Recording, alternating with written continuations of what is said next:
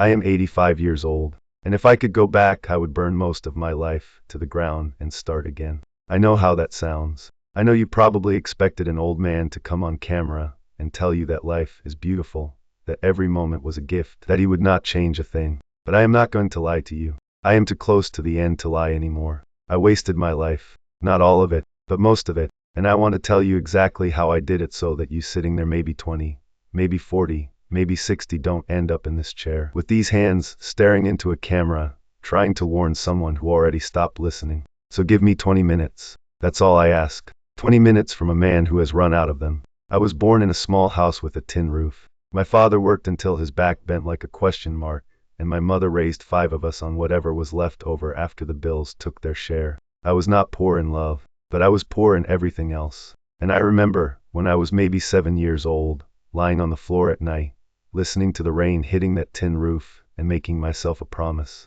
I told myself one day I will be somebody. One day people will know my name. One day I will have so much money that my mother will never cry at the kitchen table again. That promise became the engine of my entire life. And here is the terrible truth I have to tell you. That promise was the thing that wasted me. Not poverty, not bad luck, not other people. The promise I made to a 7-year-old boy, that I would spend the next 78 years proving I was worth something, that is what stole my life from me. And I did not understand that until it was far, far too late. I worked. God, how I worked. I was the first one in the office and the last one to leave. I missed birthdays. I missed funerals. I missed the quiet Sunday mornings, when my wife used to make coffee and wait for me on the porch with 2 cups. She waited a long time. And then, one morning, she stopped waiting. I did not notice for almost a year. That is how deep I was inside my own ambition. My wife stopped pouring a second cup of coffee, and I did not notice for almost a year. I built a career. I made money. I had a name in my industry, a small name, but a name. People shook my hand at conferences. Younger men called me sir. I had an office with a window and a view of a city that I never once stopped to actually look at. And you know what I have learned, at 85? Nobody remembers any of it. Not one person. The company I gave 32 years of my life to, it was sold, restructured, renamed, and eventually absorbed into something else. My office is a supply closet now. My awards are in a cardboard box in my garage. My business cards are in a drawer, and I have not opened that drawer in 15 years. I traded my one and only life for a title on a door that no longer exists. If you are chasing something right now, a promotion, a number, a version of yourself that the world will finally applaud, I want you to pause the video and ask yourself one question. When it is all gone, what will be left? Because I promise you, most of what you are running toward will be gone. My wife's name was Eleanor. She died 11 years ago, on a Tuesday, at 4:17 in the afternoon. I remember the time because I was looking at the clock when the nurse came in and told me. I had been married to her for 54 years. And I am going to tell you something that I have never told anyone. I did not really know her. I knew her name. I knew her favorite flowers. I knew the sound of her footsteps in the hallway, and the way she cleared her throat before she said something she thought I would not like. But I did not know her. I never asked her what she dreamed about when she was a little girl. I never asked her what she was afraid of. I never asked her what she would have done with her life if she had not married a man who was always somewhere else. 54 years. And I never asked. Because I thought there would be time. I thought the real conversations were something we would get to after the mortgage was paid, after the kids were grown, after I retired, after. And then one Tuesday, at 4:17 in the afternoon, there was no more after. There is a kind of loneliness that only comes when you realize the person you loved most in the world was a stranger to you. And it was not her fault. It was mine. She tried. She tried for decades. I just was not there. If there is someone in your life right now, a partner, a parent, a child, a friend who has been quietly waiting for you to truly see them, please put down this phone. Go to them.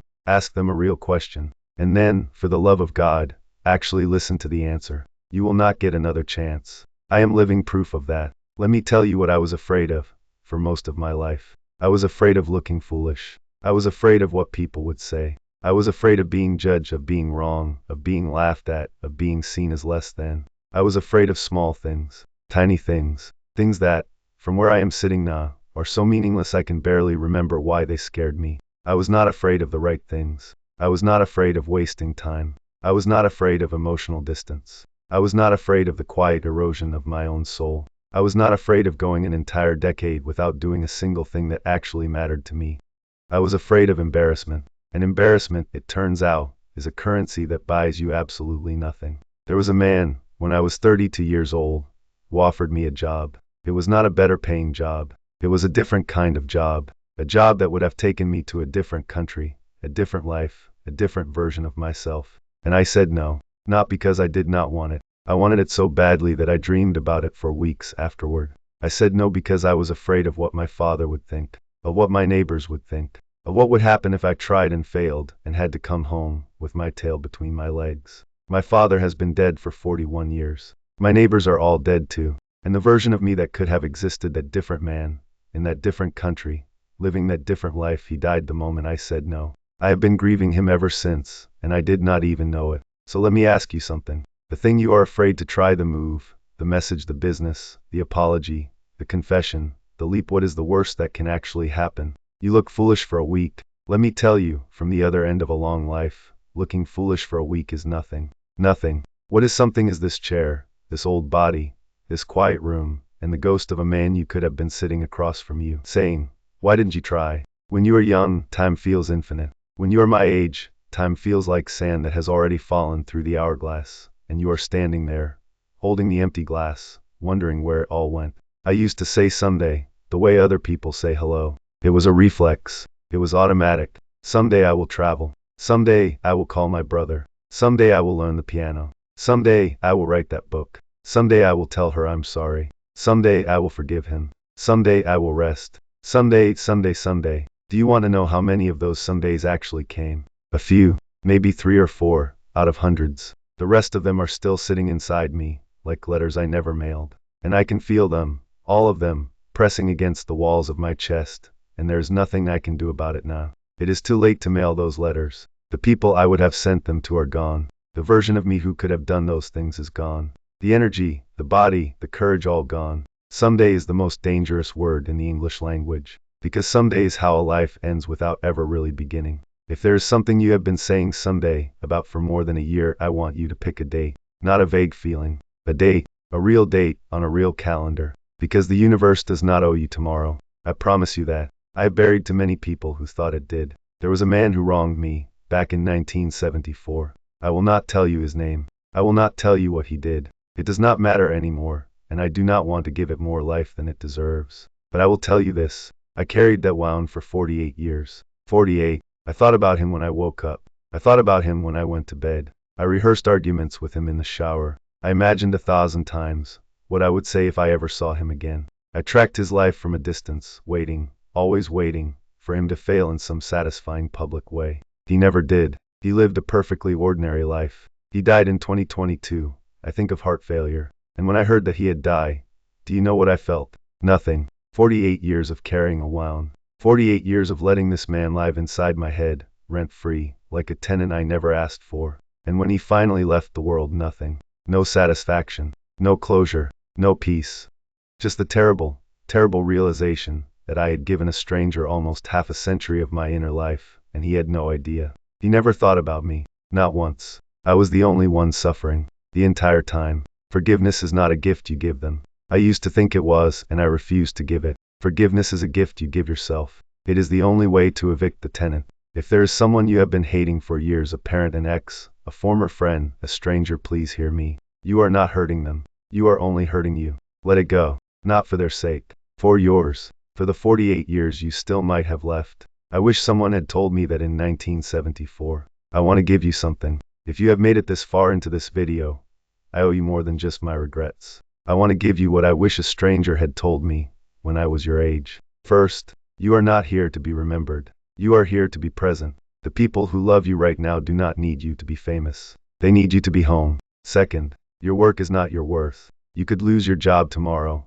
and you would still be the same soul. Do not let a paycheck tell you what kind of person you are. Third, the body you are complaining about today is the body you will beg for in 40 years. Be kind to it. Move it. Feed it well. Thank it. Fourth, almost nothing you are worried about right now will matter in 10 years. Almost nothing. So pick your worries with care, because worry is expensive, and you have less of it to spend than you think. Fifth, tell people you love them. Out loud. In actual words. Do not assume they know. My wife assumed I knew. And I did know. But I would give anything to have heard her say it one more time. And I never will. 6. Keep one promise to yourself every single day. Just one. A small one. Because a life is not built out of giant leaps. A life is built out of 10,000 tiny promises, kept or broken. And the people who break their promises to themselves become the old men in empty rooms, staring at the ceiling, wondering what happened. 7.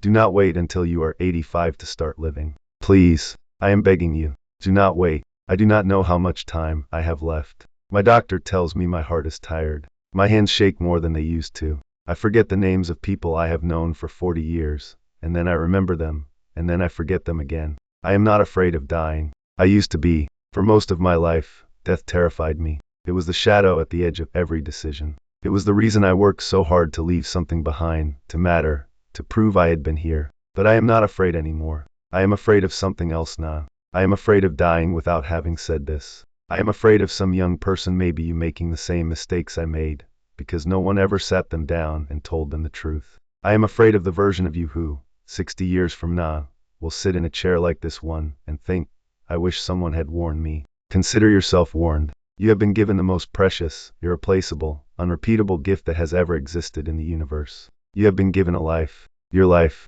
This one. The only one. And you can spend it proving something to people who are not watching. You can spend it chasing a title that will be forgotten. You can spend it afraid of embarrassment, afraid of failure, afraid of what the neighbors might say. Or, you can spend it loving the people in front of you, doing the work that actually matters to you, saying the things you are afraid to say, forgiving the people who do not deserve it, keeping small promises to yourself one after another, for as long as you are lucky enough to keep breathing. The choice is yours. It was always yours. It is still yours right now in this moment, as you listen to me. Do not waste it. Please, do not waste it the way I did. I do not know if this video will reach many people. I do not know if anyone will care what an 85-year-old man has to say on the internet. But if one person, just one, watches this and makes a different choice tomorrow because of it, then maybe the years I wasted were not entirely wasted after all. Maybe they became the warning that saved someone else. That would be enough for me. That would be more than enough. So before you close this video and go back to whatever you were doing, do one thing for me.